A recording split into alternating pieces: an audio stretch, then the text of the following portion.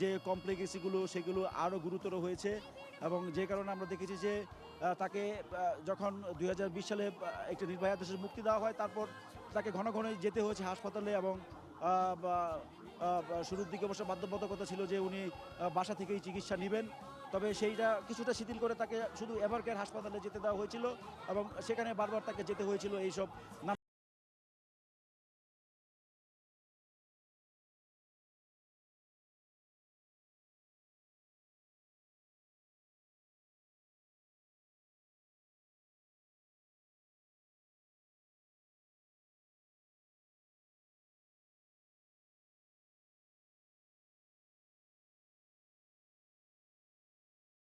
এই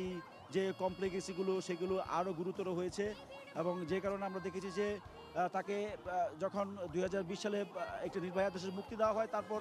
তাকে ঘন ঘন যেতে হয়েছে হাসপাতালে এবং শুরুর দিকে অবশ্য বাধ্যবাধকতা ছিল যে উনি বাসা থেকেই চিকিৎসা নেবেন। তবে সেইটা কিছুটা শিথিল করে তাকে শুধু এভারকেয়ার হাসপাতালে যেতে দেওয়া হয়েছিল এবং